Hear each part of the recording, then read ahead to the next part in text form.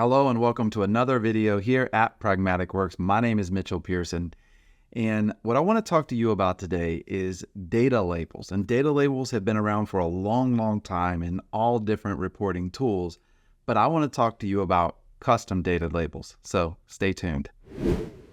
Before we even get started, if you like this video, make sure to take a moment to hit that like and subscribe button.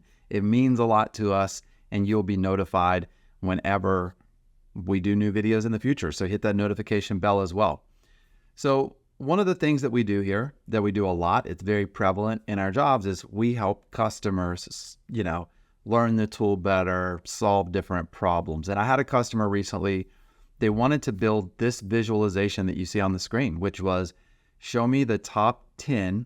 They were looking at products, or actually countries based on something else, but show me the top 10 and bucket everything else into other, right? So pretty cool. Now there's a couple different ways to approach this. You could do it with binning and grouping, but that's very static and it's not dynamic. This is dynamic. If I click France, I'm going to see the top 10 states for France. If I come down here and click 2007, I see the top 10 states for 2007 with the other. So this is a really cool solution. And to really make it pop and stand out, I made other a different color than the rest. Obviously didn't spend a lot of time making the colors match or anything like that, but I just made it pop.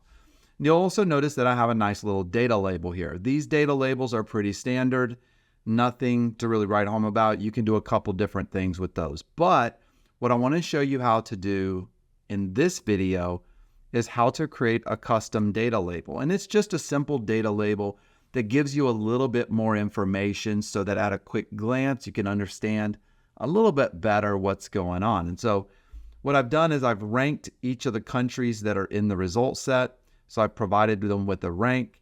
I've also put the state, I said country, but I meant state. I put the state name in here as well, along with the formatted total sales value.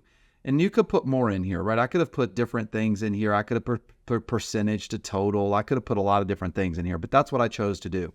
So what I want to show you, and it's very simple, very quick, I want to show you how to get from this or to this from this. All right, so this is not going to take us a whole lot of time. The trick here is building a DAX calculation.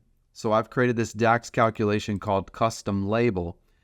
Building a DAX calculation that allows you to display whatever it is that you want to display.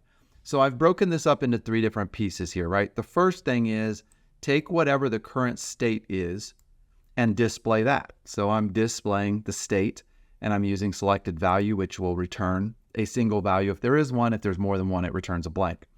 Then I'm using a pipe delimiter. So I'm just concatenating some strings together. And then I'm going to return my measure. Now that measure is what the default is being returned right here. That's what this default is right here. It's a measure that returns a value if there's a single state here and if it ranks in the top 10. Else, it provides everything else. It groups everything else into an other bucket for me. So I have my top states and other, and I'm formatting that as a currency so that it looks good when I do my custom data label. So we have the state, then we have our formatting, and then finally we are going to add our rank. Now again, you could add whatever you want down here. I could add any measure that I have in my data set. I could have added the associated country if I wanted to concatenate together maybe the country and the state here at the top, right? If that was more intuitive to me, then I could have done that. There's multiple different things you could do here, but this is the way that I did it, and I broke it up in a way that hopefully is easy for you to replicate on your end. Once you've built this very simple measure here, this custom label, the way that you make this work is you go into your visualizations pane right here. Let me expand that a little bit. You go into the visualizations, you go into the formatting, right? And under data labels right here, so under data labels, you're going to come down to values, and under values, instead of just going with the normal value data label, which it's automatically by default just going to display whatever the measure is, right? Instead of going with that, what we're going to do here instead is choose a custom label. And when I choose that custom label button, I can now grab my custom label and I can just drag it right here. You could also click add data down there and go choose something from your data set if you know exactly where it's at. And what this is going to do is it's going to start to update my table. Now I do want to turn on overflow text here. And the reason that I'm going to turn that on is for the ones that kind of overflow the bar. So this is a bar chart and I want to overflow that just a little bit to make it work. So there we go. Let's minimize this just a little bit here. And now we have our custom data label. Now, keep in mind, the numbers are going to change. They're dynamic, right? We're talking about working with measures, not columns. But this is just another cool tip, another cool trick for you on how to really get more. And again, use different measures. Use things that really give you more information about what's going on with this bar.